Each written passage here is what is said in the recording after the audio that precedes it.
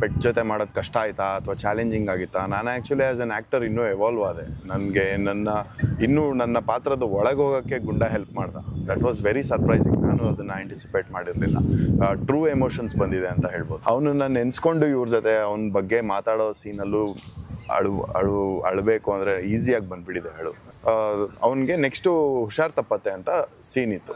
So ಇವ್ರು short ಇಡುವಾಗ ಆಟ ಆಡ್ತಾ ಅವ್ನ ಕಿವಿ ಏನೋ ಇಚ್ಚಿಂಗ್ ಆಗಿಬಿಟ್ಟು ಅವನೇ ಕಿವಿನ ನೆಲಕ್ಕೆ ಹಿಂಗೆ ಉಜ್ಕೊಂಡು ಮಲಗಿಬಿಟ್ಟಿದ್ದಾನೆ. ಸೊ ಎಷ್ಟು ಸಿಂಕ್ರಾನಿಸಿಟಿ, ಅದು ಮಿರಾಕಲ್ ಅಲ್ವಾ? ಆಕ್ಟರ್ಸ್ ಕೂಡ ನಾಯಿ ಲವರ್ ಆಗಿರಲೇಬೇಕು. ಎಕ್ಸಾಕ್ಟ್ಲಿ.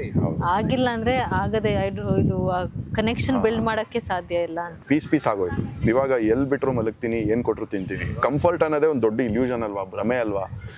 ಆ್ಯಂಡ್ ಏನಾಗುತ್ತೆ, ಎಕ್ಸ್ಟರ್ನಲ್ ಸಿಚುವೇಶನ್ಗಳು ಒಂದೊಂದ್ಸರಿ ಏನೋ ಲವ್ಡ್ ಒನ್ಸ್ ಹಾಸ್ಪಿಟಲ್ ಅಡ್ಮಿಟ್ ಆದರು, ಏನೋ ಆ ಥರದ್ದಾದಾಗ ನಮ್ಮ ಕಂಫರ್ಟ್ ಝೋನ್ ಆಚೆ ಬಂದಾಗ ನಮ್ಗೆ ತುಂಬ ಇರಿಟೇಟ್ ಆಗುತ್ತೆ. ಅವ್ರಿಗೆ ಪ್ರೋಗ್ರಾಮ್ನಲ್ಲಿ ಇದೇ ಹೇಳ್ತಾರೆ ಹಿಂಗೆ ಹೇಳ್ತಾರೆ ಅಂತ. But I am very happy ಇವಾಗ ಇರೋ ವಾತಾವರಣಕ್ಕೆ. ಎಲ್ಲ ಒಂಥರ ಕಂಪ್ಲೇಂಟ್ ಮಾಡ್ತಿದ್ರು, ಬ್ಲೇಮ್ ಮಾಡ್ತಿದ್ರು. ಜನ ಬರಲ್ಲ, ದೊಡ್ಡವ್ರ ಸಿನಿಮಾ ಮಾತ್ರ ಹೋಗ್ತಾರೆ, ಹೊಸಬ್ರಿಗೆ ಸಪೋರ್ಟ್ ಮಾಡಲ್ಲ, ಹಂಗೆ ಹಿಂಗೆ ಬ್ಲಾ ಬ್ಲಾ ಬ್ಲಾ. ಇವಾಗ ಅದೆಲ್ಲ ವಾಶ್ ಔಟ್ ಮಾಡಿದ್ದಾರೆ. ಥಿಯೇಟ್ರಿಗೆ ಬಂದು ಸಿನಿಮಾ ನೋಡಿ. ಆ್ಯಂಡ್ ಅದೊಂದು ಸಣ್ಣ ಆ್ಯಕ್ಷನ್ ಅನ್ನಿಸ್ಬೋದು ನಿಮಗೆ. ಓಕೆ, ಒಂದು ಫ್ಯಾಮಿಲಿ ಜೊತೆ ಹೋಗಿ ಥಿಯೇಟ್ರಿಗೆ ನೋಡೋದು. ಬಟ್ ಇಡೀ ಇಂಡಸ್ಟ್ರಿಗೆ, ಕನ್ನಡ ಇಂಡಸ್ಟ್ರಿಗೆ ಅದೊಂದು ಬ್ಲೆಸ್ಸಿಂಗ್ ಅದು, ನೀವು ಬಂದು ನೋಡಿದ್ರೆ. ಆ್ಯಂಡ್ ಇಷ್ಟ ಆದರೆ ಖಂಡಿತ ನೀವೇ ಶೇರ್ ಮಾಡ್ತೀರಾ, ಸಪೋರ್ಟ್ ಮಾಡ್ತೀರಾ. ಇಷ್ಟ ಇಲ್ಲ ಅಂದರೆ ಆಚೆ ಬರ್ತಿದ್ದಂಗೆ ಒಂದು ಮೈಕ್ ಇರುತ್ತೆ, ಬೈದ್ಬಿಟ್ಟೆ ಹೋಗಿ. ಹಾಗಾಗಿ ಎಮೋಷನ್ಸ್ ಅಂತ ಬಂದಾಗ ರಾಕೇಶ್ ತುಂಬ ಆ ಥರದಕ್ಕೆ ನಂಗೆ ಕನೆಕ್ಟ್ ಆಗ್ತಾನೆ ಪರ್ಸ್ನಲಿ. ಅಂದರೆ ಬದುಕನ್ನು ತುಂಬ ತುಂಬ ಪ್ರೀತಿಯಿಂದ ನೋಡಿದಂಥವನು, ಜೊತೆಗೆ ಸವಾಲುಗಳಿಂದ ಕೂಡ ನೋಡಿದಂಥವನು, ಒಂದಷ್ಟು ಚಾಲೆಂಜಸನ್ನು ಸ್ವೀಕರಿಸಿದಂಥವನು ರಾಕೇಶು. ನಿಮ್ಮ ಪಾತ್ರ ಏನು, ನಿಮ್ಗೆ ಹೇಗೆ ಕನೆಕ್ಟ್ ಆಯ್ತು? ಅದೇ ನಾನು ಫಸ್ಟ್ ಪಾರ್ಟ್ ನೋಡಿದಾಗಲೇ ಇಂಥ ಒಂದು ಸಿನಿಮಾ ಮಾಡಬೇಕು ಅಂತ ಆಸೆ ಇತ್ತು. ಆ್ಯಂಡ್ ಎಲ್ಲರೂ ಹೇಳ್ತಾರೆ ಪೆಟ್ ಜೊತೆ ಮಾಡೋದು ಕಷ್ಟ ಆಯ್ತಾ ಅಥವಾ ಚಾಲೆಂಜಿಂಗ್ ಆಗಿತ್ತಾ? ನಾನು ಆ್ಯಕ್ಚುಲಿ ಆ್ಯಸ್ ಅನ್ ಆ್ಯಕ್ಟರ್ ಇನ್ನೂ ಎವಾಲ್ವ್ ಆದೆ. ನನಗೆ ನನ್ನ ಪಾತ್ರದ ಒಳಗೆ ಹೋಗೋಕ್ಕೆ ಗುಂಡ ಹೆಲ್ಪ್ ಮಾಡ್ದ. That was very surprising. ನಾನು ಅದನ್ನು ಆ್ಯಂಟಿಸಿಪೇಟ್ ಮಾಡಿರಲಿಲ್ಲ. ಟ್ರೂ ಎಮೋಷನ್ಸ್ ಬಂದಿದೆ ಅಂತ ಹೇಳ್ಬೋದು. ಹ್ಯೂಮನ್ಸ್ ಜೊತೆ ಮಾಡುವಾಗ ಏನೇ ಮೈ ಮರ್ತು ಆ್ಯಕ್ಟಿಂಗ್ ಮಾಡಿದ್ರು ಒಂದು ಫಿಲ್ಟರ್ ಇದ್ದೇ ಇರುತ್ತೆ, ಒಂದು ಬೌಂಡ್ರಿ ಇದ್ದೇ ಇರುತ್ತೆ. ಬಟ್ ವಿತ್ ಪೆಟ್ ಹಂಗಿರಲ್ಲ. ನೀವು ಕಂಪ್ಲೀಟ್ಲಿ ಮೈ ಮರಿತೀರ, ನಿಮ್ಮನ್ನೇ ನೀವೇ ಮರಿತೀರ. ಅವನನ್ನು ನೆನೆಸ್ಕೊಂಡು ಇವ್ರ ಜೊತೆ ಅವನ ಬಗ್ಗೆ ಮಾತಾಡೋ ಸೀನಲ್ಲೂ ಅಳಬೇಕು ಅಂದರೆ ಈಸಿಯಾಗಿ ಬಂದುಬಿಟ್ಟಿದೆ ಹೇಳು. ಸೊ ಮನಸ್ಪೂರ್ವಕವಾಗಿ ನಕ್ಕಿದ್ದೀನಿ ಆಸ್ ಎ ಆ್ಯಕ್ಟರ್ ಇದರಲ್ಲಿ. ಹಾಗಾಗಿ ತುಂಬ ಸರಿ ಅಂತೀವಿ ನಾವು, ಸಿನಿಮಾದಲ್ಲಿ ಒಂದಷ್ಟು ಸೀನ್ಗಳಿಗೆ ನೀವು ಗ್ಲಿಸರಿನ್ ಹಾಕ್ಕೊಂಡಿದ್ರಾ ಅಂತ ಕೇಳ್ತಾರೆ. ಕೆಲವು ಕಲಾವಿದರು ಗ್ಲಿಸರಿನ್ ಹಾಕ್ಕೊಂಡು ಅಳ್ತಾರೆ, ಕೆಲವರು ಆ ಸೀನ್ ಆ ಇಂಟೆನ್ಸಿಟಿನ ಅರ್ಥ ಆಗ್ತಿದ್ದಂಗೆ ಆ ಫೀಲ್ ಬಂದ್ಬಿಡುತ್ತೆ ಆಟೋಮೆಟಿಕ್ಲಿ. ಯಾವಾಗ ಈ ನಾಯಿಗಳು ಅಂತಂದಾಗ ವಿಷ್ಣು ಸರ್ದು ಜಿಮ್ಮಿಗಲ್ಲು ಸಿನಿಮಾದಲ್ಲಿ ತುತ್ತು ಅನ್ನ ತಿನ್ನೋಕೆ ಸಾಂಗಲ್ಲಿ ಒಂದು ಸಾಂಗಲ್ಲಿ ಟ್ರಾವೆಲ್ ಮಾಡುತ್ತೆ ನಾಯಿ. ಆ ಟೈಮಲ್ಲಿ ಒಂದು ಪ್ರಾಣಿನೂ ಕೂಡ ಒಬ್ಬ ಸ್ಟಾರ್ ಥರ ತೋರಿಸ್ಬೋದ ನಾವು ಅಂತ ಆ ಟೈಮಲ್ಲೇ ಜಿಮ್ಮಿಗಲ್ಲು ಟೈಮಲ್ಲಿ ನಾವು ಅದನ್ನು ಸೆಲೆಬ್ರೇಟ್ ಮಾಡಿದ್ದೀವಿ. ಅಲ್ಲ, ನಿಮ್ಮ ನೆನಪಿದೆ ಸಕ್ಕತ್ ಸಾಂಗ್. ಅದಾದ್ಮೇಲೆ ನಿಶಬ್ದ ಅಂತ ಸಿನಿಮಾ ಬರುತ್ತೆ ವಿಷ್ಣು ಸರ್. ಇಡೀ ಸಿನಿಮಾ ಪೂರ್ತಿ ಶ್ವಾನಗಳ ದೊಡ್ಡ ಸಾಮ್ರಾಜ್ಯ. ಮಾತಾಡ್ತಾರೆ. ನಾನು ಮತ್ತು ಗುಡ್ಡ ಬರುತ್ತೆ, ಚಾರ್ಲಿ ಬರುತ್ತೆ. ಈ ಥರದ ಸಿನಿಮಾಗಳನ್ನು ಸ್ಟಾರ್ ಜೊತೆಗೆ ಇಟ್ಕೊಂಡು ಮಾಡುವಂಥದ್ದು ಎಷ್ಟು ಚಾಲೆಂಜು ನಿಮ್ಮ ಪ್ರಕಾರ? ಹಾಗಾಗಿ ಅದು ಆಗಬೇಕು ಅನ್ನೋಂಥದ್ದಕ್ಕೆ ನೀವೇನು ವ್ಯಾಖ್ಯಾನ ಕೊಡ್ತೀರಿ? End of the day how trained the pets are ಅನ್ನೋದು ಮ್ಯಾಟ್ರ್ ಆಗುತ್ತೆ ಅನಿಸುತ್ತೆ. ಇವಾಗ ಸ್ಟಾರ್ ಆಗಲಿ ಇದಾಗಲಿ ಅಲ್ಲಿ ಕ್ಯಾಮ್ರಾ ಮುಂದೆ ಬಂದಾಗ ಪಾತ್ರನೇ ಆಗಬೇಕು. ಆವಾಗ ಬೇರೆ ಬಾಡಿ ಗಾರ್ಡ್ಸ್ ಇರಲ್ಲ, ಅಸಿಸ್ಟೆಂಟು ಇರಲ್ಲ, ಏನೂ ಇರಲ್ಲ. ಅವ್ರ ಪಾತ್ರ ಹಾಗೆ ಇರಬೇಕು. ಆ್ಯಂಡ್ ಆ ಪಾತ್ರ ಹಾಗೆ ಅವ್ರು ಇಂಟ್ರಾಕ್ಟ್ ಮಾಡಬೇಕು. ಪೇಷನ್ಸ್ ಲೆವೆಲ್ ಅಷ್ಟೇ ಇಟ್ಕೊಬೇಕು. ಬಟ್ ಎಲ್ಲ ಮ್ಯಾಟ್ರ್ ಆಗೋದು ಹೆಂಗೆ ಟ್ರೈನ್ ಆಗಿದ್ದಾವೆ ಪೆಟ್ಸು, ಮತ್ತು ಯಾವ ಥರ ಅವು ಕೋಆಪ್ರೇಟ್ ಮಾಡ್ತವೆ. ಕೆಲವು ನಮಗೆ ಲಕ್ಕೀಲಿ ಎಲ್ಲೂ ಅದರಿಂದ ಡಿಲೇ ಆಗೋದು ಅಥವಾ ಈ ಶಾರ್ಟ್ಗೋಸ್ಕರ ಒದ್ದಾಡ್ಬಿಟ್ವಪ್ಪ, ಪೇಷನ್ಸ್ ಹೊಟ್ಟೋಯ್ತಪ್ಪ ಅಂತ ಯಾವತ್ತೂ ಅನಿಸ್ಲಿಲ್ಲ. ನಾವು ಅನ್ಕೊಂಡಿದ್ದಕ್ಕಿಂತ ಸಖತ್ತಾಗಿ ರಿಯಾಕ್ಷನ್ ಕೊಟ್ಬಿಟ್ಟಿದ್ದಾರೆ. ನಮ್ಮ ಡೈರೆಕ್ಟ್ರು ಹೇಳ್ತಾ ಇದ್ರು, ಒಂದು ಸಲ ಅವನು ಮಕ್ಳ ಜೊತೆ ಆಟ ಆಡ್ತಿರ್ತಾನಂತೆ ಸಿಂಬಾ, ಅವನಿಗೆ ನೆಕ್ಸ್ಟು ಹುಷಾರು ತಪ್ಪತ್ತೆ ಅಂತ ಸೀನ್ ಇತ್ತು. ಸೊ ಇವ್ರು ಶಾರ್ಟ್ ಇಡುವಾಗ ಆಟ ಆಡ್ತಾ ಅವ್ನ ಕಿವಿ ಏನೋ ಇಚ್ಚಿಂಗ್ ಆಗಿಬಿಟ್ಟು ಅವನೇ ಕಿವಿನ ನೆಲಕ್ಕೆ ಹಿಂಗೆ ಉಜ್ಕೊಂಡು ಮಲಗಿಬಿಟ್ಟಿದ್ದಾನೆ. ಸೊ ಎಷ್ಟು ಸಿಂಕ್ರಾನಿಸಿಟಿ, ಅದು ಮಿರಾಕಲ್ ಅಲ್ವಾ? ಆ್ಯಂಡ್ ರಚನಾ ಅವರು 30 ದಿನದ ಪಪ್ಪಿ ಜೊತೆ ಸಾಂಗ್ ಇತ್ತು, ಪರ್ಫಾರ್ಮೆನ್ಸ್ ಇತ್ತು. ಯಾರ ಕೈಲೂ ಟ್ರೈನ್ ಮಾಡಕ್ ಸಾಧ್ಯ ಇಲ್ಲ. ಅದು ಬ್ಲೆಸ್ಸಿಂಗ್ ಅಲ್ಲೇ ಆ ಪಪಿನೇ ಎಂತೆಂತ ಕ್ಯೂಟ್ ರಿಯಾಕ್ಷನ್ ಕೊಟ್ಟಿದೆ ಅಂದ್ರೆ, ಇಬ್ರದ್ದು ಕಾಂಪಿಟೇಷನ್ ಮೇಲೆ ಆ ಕ್ಯೂಟ್ನೆಸ್ ಇದೆ. ಸಾಂಗ್ ನೀವು ನೋಡ್ಬೋದು, ಓ ಮೈ ಬೇಬಿ ಅದೆಲ್ಲ ಹೆಂಗಂದ್ರೆ ನ್ಯಾಚುರಲ್ ಆಗಿ ಆಗ್ಬೇಕಾಗಿರೋಂಥದ್ದು.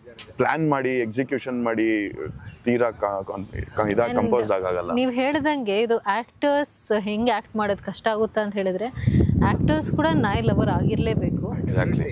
ಆಗಿಲ್ಲ ಅಂದ್ರೆ ಆಗದೆ ಇದು ಕನೆಕ್ಷನ್ ಬಿಲ್ಡ್ ಮಾಡೋಕ್ಕೆ ಸಾಧ್ಯ ಇಲ್ಲ ಅಂತ ಅನ್ಸುತ್ತೆ. ಯಾಕಂದ್ರೆ ಫಸ್ಟ್ ಆಫ್ ಆಲ್ ಅವ್ರ ಕಡೆಯಿಂದ ಆ ಎಮೋಷನ್ ತೋರಿಸ್ಕೊಳಕ್ಕಾಗಲ್ಲ. ಇವಾಗ ಮನುಷ್ಯರ ಜೊತೆ ಆ್ಯಕ್ಟ್ ಮಾಡೋದಂದ್ರೆ ಅವ್ರ ಕಡೆಯಿಂದ ರೆಸಿಪ್ರೊಕೇಷನ್ ಈಕ್ವಲಿ ಇರುತ್ತೆ, ಅದಕ್ಕೆ ಕನ್ಸಿಸ್ಟೆಂಟ್ ಆಗಿರುತ್ತೆ, ಅದಕ್ಕೆ ಮ್ಯಾನೇಜ್ ಮಾಡ್ಬೋದು. ಬಟ್ ಈ ಕಡೆ ಇದು ನಾಯಿ ಜೊತೆ ಆ್ಯಕ್ಟ್ ಮಾಡ್ತಾ ಇದ್ದಾಗ ನೀವು ಫುಲ್ ಟೈಮ್ ನಿಮ್ಮ ಕಡೆಯಿಂದ ಕೊಡ್ತಾನೆ ಇರಬೇಕು, ಅದ್ರ ಕಡೆಯಿಂದ ಬಂದಾಗ ಎಕ್ಸೆಪ್ಟ್ ಮಾಡ್ಕೊಳಕ್ಕೆ ರೆಡಿ ಇರಬೇಕಷ್ಟೇ. ಸೊ ನೀವು ಕೊಡಬೇಕಂದ್ರೆ ಅಷ್ಟೇ ಪ್ರೀತಿ ಮಾಡಬೇಕಾಗುತ್ತೆ ನಾಯಿನ.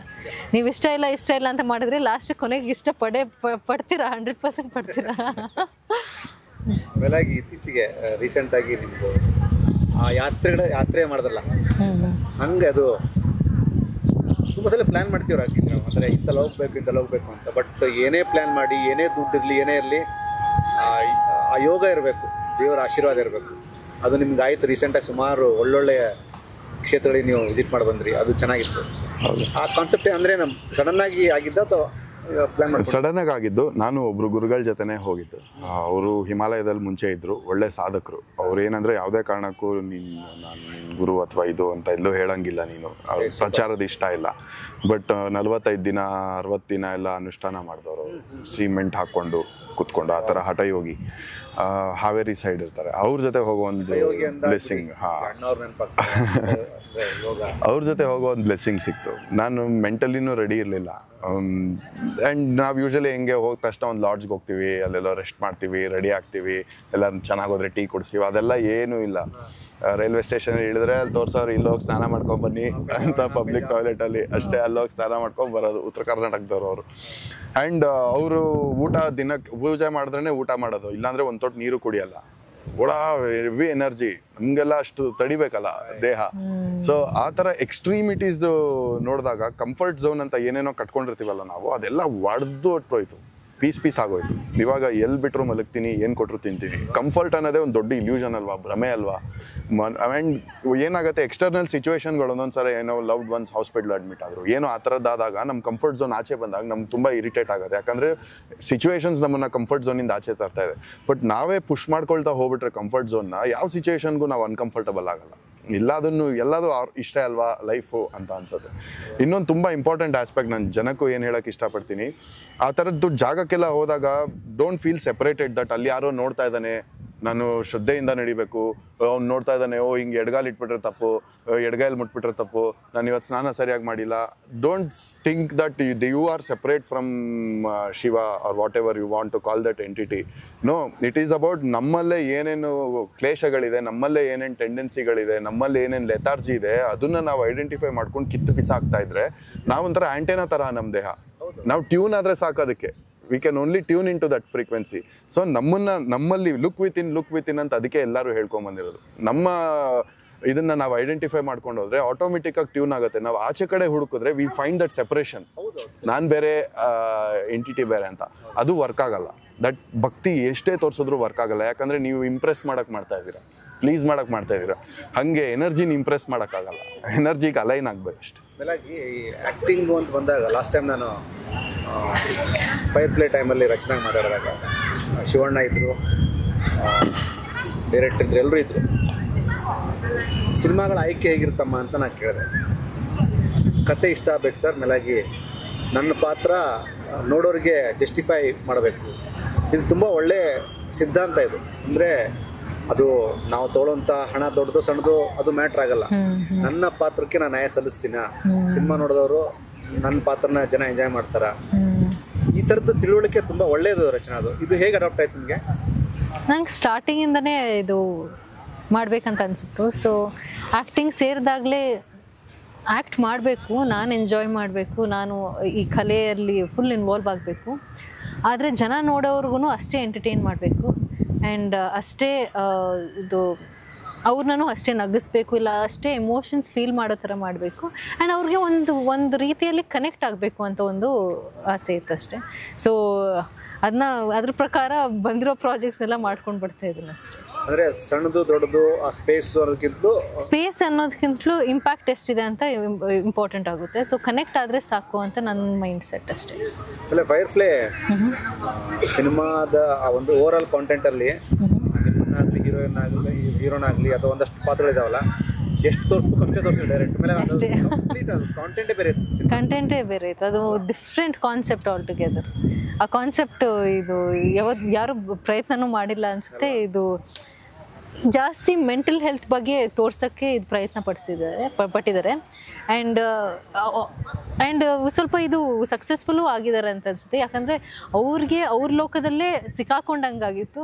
ಸೊ ಆಡಿಯನ್ಸನ್ನು ಸಿಕ್ಕಾಕಿಸಿದ್ರು, ಹೆಂಗೆ ಅನಿಸ್ತಾ ಇದೆ ಅಂತ ಹೇಳೋಕ್ಕೆ ಪ್ರಯತ್ನ ಪಟ್ಟರು. ಆ್ಯಂಡ್ ಲಾಸ್ಟ್ಗೆ ಅವರೇ ಅದ್ರ ಆಚೆ ಹಿಂಗೆ ಬಂದರು ಅಂತ ಕೂಡ ತೋರ್ಸೋಕ್ಕೆ ಟ್ರೈ ಮಾಡಿದ್ರು. ಅದು ದೊಡ್ಡ ಪ್ರೊಡಕ್ಷನ್ ಹೌಸಲ್ಲಿ ಸಿನಿಮಾ ಅಂತ ಸಿನಿಮಾ. Yes S.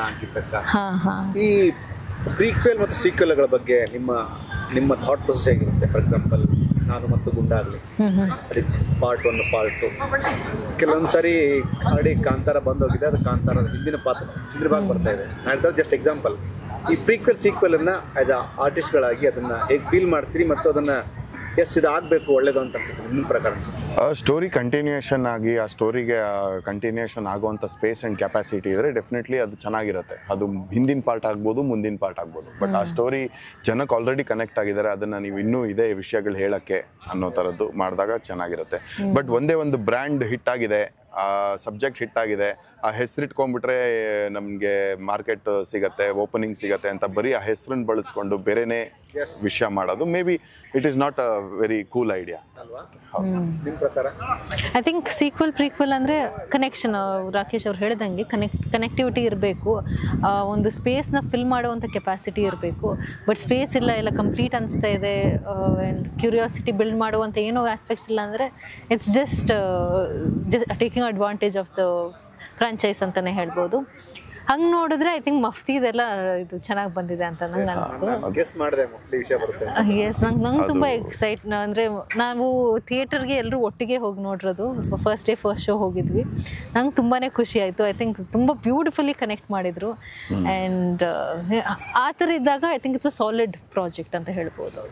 ಯಾಕಂದರೆ ನಾನು ಮತ್ತು ಗುಂಡ ಬಂದು ಹೋದ ನಂತರ ಯಾವಾಗ ಪಾರ್ಟ್ 2 ಅನೌನ್ಸ್ ಆಗುತ್ತಲ್ಲ, ಅದರದ್ದು ಆ ಗ್ಲಿಮ್ಸ್ ಬಿಡೋ ತನಕನೂ ಕತೆ ಏನಿರುತ್ತೆ ಅಂತ ಅಂದರೆ ಒಂದಷ್ಟು ಯೋಚನೆ ಮಾಡೋಂಥ ಜನ ಇದ್ದಾರೆ.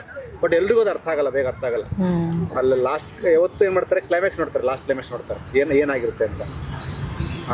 ಓಕೆ, ಸೆಪ್ಟೆಂಬರ್ 5 ನಿಮ್ಮ ಸಿನಿಮಾ ರಿಲೀಸ್ ಆಗ್ತಿದೆ. ಸಿನಿಮಾನ ಜನ ಸೆಲೆಬ್ರೇಟ್ ಮಾಡಬೇಕು ಥಿಯೇಟರ್ ಬಂದು.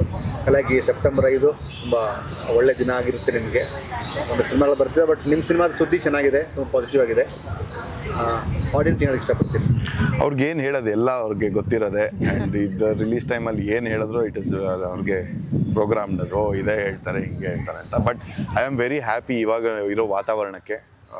ಎಲ್ಲ ಒಂಥರ ಕಂಪ್ಲೇಂಟ್ ಮಾಡ್ತಿದ್ರು, ಬ್ಲೇಮ್ ಮಾಡ್ತಿದ್ರು, ಜನ ಬರಲ್ಲ, ದೊಡ್ಡವ್ರ ಸಿನಿಮಾ ಮಾತ್ರ ಹೋಗ್ತಾರೆ, ಹೊಸಬ್ರಿಗೆ ಸಪೋರ್ಟ್ ಮಾಡಲ್ಲ, ಹಂಗೆ ಹಿಂಗೆ ಬ್ಲಾ ಬ್ಲಾ ಬ್ಲಾ. ಇವಾಗ ಅದೆಲ್ಲ ವಾಶ್ ಔಟ್ ಮಾಡಿದ್ದಾರೆ. ಹೌದು, ಅದೇ ಥರ ಇವಾಗ ಸಪೋರ್ಟ್ ಮಾಡ್ತಾ ಇದ್ದಾರೆ, ಕೈ ಹಿಡಿತಾ ಇದ್ದಾರೆ. ಸೊ ಕಂಟೆಂಟ್ ಚೆನ್ನಾಗಿದೆಯಾ, ಡೆಫಿನೆಟ್ಲಿ ಅವ್ರು ನಮ್ಮ ಕೈ ಬಿಡಲ್ಲ. ಆ್ಯಂಡ್ ಥಿಯೇಟ್ರಿಗೆ ಬಂದು ಸಿನಿಮಾ ನೋಡಿ. ಆ್ಯಂಡ್ ಅದೊಂದು ಸಣ್ಣ ಆ್ಯಕ್ಷನ್ ಅನ್ನಿಸ್ಬೋದು ನಿಮಗೆ, ಓಕೆ ಒಂದು ಫ್ಯಾಮಿಲಿ ಜೊತೆ ಹೋಗಿ ಥಿಯೇಟ್ರಿಗೆ ನೋಡೋದು. ಬಟ್ ಇಡೀ ಇಂಡಸ್ಟ್ರಿಗೆ, ಕನ್ನಡ ಇಂಡಸ್ಟ್ರಿಗೆ ಅದೊಂದು ಬ್ಲೆಸ್ಸಿಂಗ್ ಅದು ನೀವು ಬಂದು ನೋಡಿದ್ರೆ. ಆ್ಯಂಡ್ ಇಷ್ಟ ಆದರೆ ಖಂಡಿತ ನೀವೇ ಶೇರ್ ಮಾಡ್ತೀರಾ, ಸಪೋರ್ಟ್ ಮಾಡ್ತೀರಾ. ಇಷ್ಟ ಇಲ್ಲ ಅಂದರೆ ಆಚೆ ಬರ್ತಿದ್ದಂಗೆ ಒಂದು ಮೈಕ್ ಇರುತ್ತೆ, ಬೈದ್ಬಿಟ್ಟೆ ಹೋಗಿ. ಜನ ನಾಯಿನ ಸಾಕಿರಲ್ಲ, ಭಯ ಪಡ್ತಿರ್ತಾರೆ. ಅಂಥವ್ರನ್ನ ಮೈಂಡ್ ಇಟ್ಕೊಂಡು ತುಂಬ ಪ್ರೀತಿ ಅಂತ ಹೇಳೋದಾದ್ರೆ ಏನು ಹೇಳ್ತೀವಿ? ನಾವು ಫಸ್ಟ್ ಇಂಟರ್ವ್ಯೂ ಕೊಟ್ಟಿರೋದೇ ಒಬ್ಬರು ನಾಯಿಗೆ ಅಂದರೆ ತುಂಬ ಭಯಪಡುವಂಥ ಆ್ಯಂಕರ್ ಆಗಿದ್ದರು. ಸೊ ನಾನು ಮತ್ತು ರಾಕೇಶ್ ಅವರು ಕೂತಿದ್ವಿ, ಮಧ್ಯದಲ್ಲಿ ಬಂಟಿ ಕೂತಿದ್ದ, ಆ್ಯಂಡ್ ಇಂಟರ್ವ್ಯೂ ಕೊಡ್ತಾಯಿದ್ವಿ. ಸೊ ಬಂಟಿ ಒಂಚೂರು ಕದಲ್ದ್ರೂ ಅವ್ರು ಹಿಂಗೆ ಅಲ್ಲಾಡ್ತಾಯಿದ್ರು. ಬಟ್ ಕೊನೆಗೆ ಏನಾಯ್ತಂದರೆ ಬಂಟಿನ ಎಕ್ಸೆಪ್ಟ್ ಮಾಡೋಕ್ಕೆ ಶುರು ಮಾಡಿದ್ರು. ಇದು ಪ್ಯಾಟ್ ಕೂಡ ಮಾಡಿದ್ರು ತಲೆ ಮೇಲೆ. ಅವ್ರಿಗೆ ಅಷ್ಟು ಭಯ. ಶಿಜುನ ನೋಡಿದ್ರೆ ಇದು ಬೆಡ್ ಮೇಲೆ ಹೋಗಿ ಇದು ಹತ್ಕೊಂಡು ಇರೋ ಒಂದು ವಿಡಿಯೋ ಕೂಡ ತೋರಿಸಿದ್ರು. ಅಷ್ಟು ಪ್ಯಾರನೈಡ್ ಅವ್ರು, ನಾಯಿ ಅಂದ್ರೆ ಅಷ್ಟು ಭಯ. ಬಟ್ ಇಂಟರ್ವ್ಯೂ ಮುಗಿಯೋ ಅಷ್ಟಲ್ಲಿ ಪೆಟ್ ಮಾಡಿದ್ರು. ಬಂಟಿನ ಪೆಟ್ ಕೂಡ ಮಾಡ್ತಾ ಇದ್ರು. ಐ ಥಿಂಕ್ ನಾನು ಮತ್ತು ಗುಂಡ ಸಿನಿಮಾ ನೋಡಿ ಪಾರ್ಟ್ 2 ನೋಡಿ, ನೀವು ಸ್ವಲ್ಪ ಅವಕಾಶ ಕೊಡಿ, ನಾಯಿನ ಪೆಟ್ ಮಾಡೋ ಅವಕಾಶ ಕೊಡಿ. ಎಲ್ಲ ನಾಯಿಗಳು ನಿಜವಾಗ್ಲೂ ತುಂಬ ತುಂಬ ಮುದ್ದಾದ ಪ್ರಾಣಿಗಳು, ನೀವು ಇಷ್ಟಪಡ್ತೀರಾ. ಸೊ ಬನ್ನಿ ನಮ್ಮ ಸಿನಿಮಾ ನೋಡಿ ಅಂತ ಕೇಳ್ಕೊತೀನಿ. ಆ್ಯಂಡ್ ಇದು ಟೀಚರ್ಸ್ ಡೇಗೆ ಬರ್ತಾ ಇದೆ, ಸೆಪ್ಟೆಂಬರ್ 5th. ಎಸ್, ಟೀಚರ್ಸ್ ಡೇಗೆ ಬರ್ತಾ ಇದೆ. ಟೀಚರ್ಸ್ ಎಲ್ಲ ನಿಮ್ಮ ಸ್ಟೂಡೆಂಟ್ಸ್ನ ಕರ್ಕೊಂಡು ಬನ್ನಿ, ಇಲ್ಲ ಸ್ಟೂಡೆಂಟ್ಸ್ ನಿಮ್ಮ ಟೀಚರ್ಸ್ನ ಕರ್ಕೊಂಡು ಹೋಗಿ ಒಂದು ಒಳ್ಳೆ ಸಿನಿಮಾ ತೋರಿಸಿ ಅಂತ ಕೇಳ್ಕೊತೀನಿ ಅಷ್ಟೇ. Thank you so much. Thank you sir. Thank you so much. ನಿಮ್ಮ ಪ್ರತಿಭೆಗೆ ತಕ್ಕಂತಹ ದೊಡ್ಡ ಮಟ್ಟದ ಸ್ಕೇಲು ಇಂಡಸ್ಟ್ರಿಯಲ್ಲಿ ಓಪನ್ ಆಗಲಿ, ತುಂಬ ಬ್ಯುಸಿ ಆಗಿರಿ, ಒಳ್ಳೊಳ್ಳೆ ಸಿನಿಮಾಗಳನ್ನು ನೀವು ಮಾಡಿ ಅಂತ ಸುದ್ದಿ ಮನೆ ಕಡೆಯಿಂದ ಒಳ್ಳೆ. Thank you so much. ಇದಿಷ್ಟು ರಚನಾ ಮತ್ತು ರಾಕೇಶ್ ಅವ್ರ ಮಾತು. ಸಿನಿಮಾ ಸೆಪ್ಟೆಂಬರ್ 7ಕ್ಕೆ ರಾಜ್ಯಾದ್ಯಂತ ನಾನು ಮತ್ತು ಗುಂಡ ಪಾರ್ಟ್ 2 ರಿಲೀಸ್ ಆಗ್ತಾ ಇದೆ. ಎಲ್ಲರೂ ತಪ್ಪದೆ ಸಿನಿಮಾವನ್ನು ಚಿತ್ರಮಂದಿರಲ್ಲೇ ನೋಡಿ. Piracy copy